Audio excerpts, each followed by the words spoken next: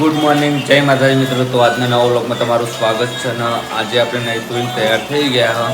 અને અત્યારે આપણે જવાનું છે પાટણ, એટલે કે કિશુબાના મમ્માના ઘરે. અને કિશુબા નવી કાલ સાયકલ લાવ્યા હતા રે, એનું ઓપનિંગ કરી રહ્યા જોઈ લો તારે. હા, બાર વરસાદ ચાલુ હોય ના જોયો તો આપણે જવાનું છે આજ પાટણ ગાડી આપવા માટે. અભિગની એ મારા જોડે હતી એટલા માટે. દેવીના મોમાની કિશુબાના મોમાની ગાડી હા, હું તમને બતાવું. મેં તો જાણે અત્યારે દેખાતી નહીં ડબ્બા ઉપરથી, તો થોડું દેખાય ટાયર એકલું, તો તમને બતાવું. આ પડીએ અને એક બાજુ વરસાદ પણ ચાલુ હોય, જોઈ લો. થોડો આજની આગાહી હોય એટલે ચાલુ રહેવાનું થોડું. તો આપણે રોજ ચા પાણી કરવાનું બાકી હોય તો ચા પાણી કરી લઈએ અને પછી જઈએ પાટણ. તો કન્ટિન્યુ બ્લોગમાં જોડાયેલા રહેજો. તો આપણે ચાલો વરસાદમાં હેડ નીકળ્યા અને આ ગાડી પડી જોઈ લો. હવે નેચરથી બચી દીધું તો એ લઈને જવાનું છે પાટણ.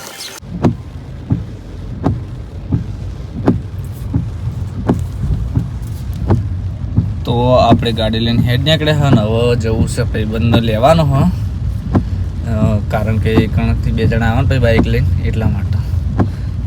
તો ભાઈબંધના ઘરે જઈ અને ભાઈબંધને પછી બિહાર દઈએ ગાડી અને પછી લઈને જઈએ પાટણ.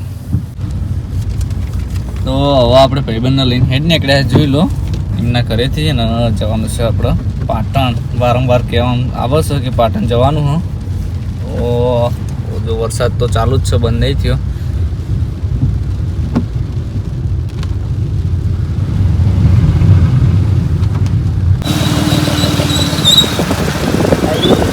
ચોકડી માધવી બાઇક રહી ને તો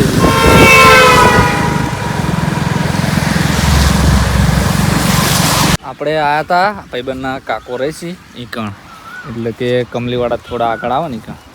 તો આખું આ ખેતર છે હરગવાનું. તેઓ શ્યાગો વેણીએ ને હરગવો એ માટે વાયેલો હા કે એવાના પત્તાની કોઈક દવા થાય છે ભૂક્કી બનાવીને. તો આખું ખેતર છે હરગવાનું.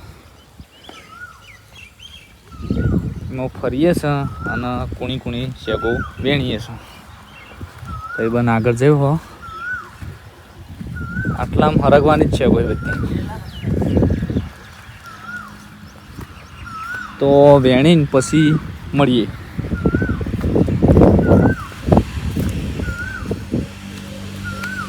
બે શેગો હાથમાં આવી હાલ, બીજી હતી પણ કઈડી થઈ ગયેલી હતી. સબ્જીમાં કોમ ના આવે એવી. હા હા, તો એમાં જઈ જાડો. અને એને અરે ઊણ વાયેલા નહીં કોઈ? હા, નવા વાયા, નવા પણ વાવી જ જાય. બીજું કોઈ વાવેતર કરતા નહીં. અમારા કાકા હીર્યા સ્પેશિયલ દવા માટેનું જ વાવેતર કરે. વધારે તો નહીં, પણ 10 વીઘાના ખેતરમાં હશી હરગવાનું. પેલી બાજુ સી આ ઘર સી અને પેલી બાજુ સી શેકો હરગવો.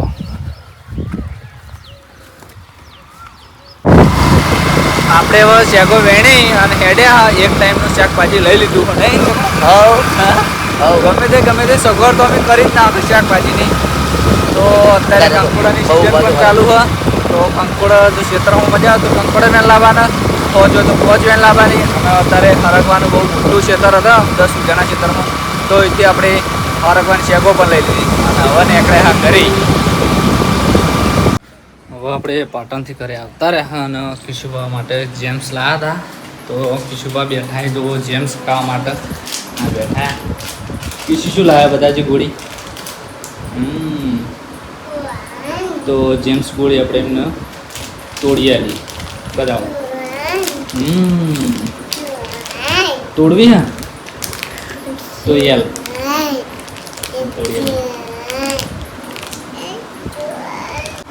પાટણ એસબી શોપિંગમાંથી ખરીદી કરેલી હતી. તો ત્યાં પડ્યા હતા, તો એથી ભૂલી ગયેલા હતા પેલી વખત જતા, તો લાવી દીધા આપણે. જોઈ લો હતી શું હોય પણ કોઈ ખબર પડતી નહીં. લેડીઝ વસ્તુ એટલે. અને પીસવા માટે ખોખો પણ ત્યાંથી આવ્યા છે. જોઈ લો મગફળી. તો કાવડ ભરીને આવી રહ્યા છે ને ગોમમાં વધામણું કરવા માટે પબ્લિક વાટ જોઈ રહી અમની જોઈ લો.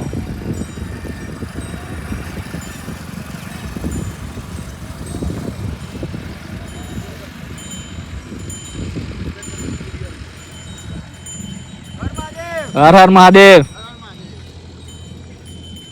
જય મહાદેવ.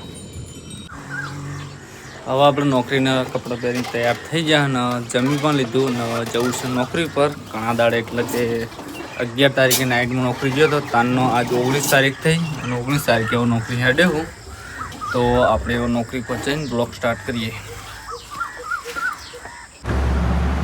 તો આપણે 11 તારીખે નાઇટમાં આવ્યા તાનના આજ 19 તારીખે નાઇટમાં આવ્યા હા અને કારણ કે મારા ઘરે કેટલું બધું કામ હતું, દવાખાનું કામ હતું, પછી આઈટીઆઈનું કામ હતું, ઘણું બધું કામ હતું. તો એ કામ માટે હું રજા પર હતો. આજ 19 તારીખે નોકરી પર આવી જાઉં નાઇટમાં મારું જે કામકાજ હોય એ કામકાજ હું પતાવી દઉં.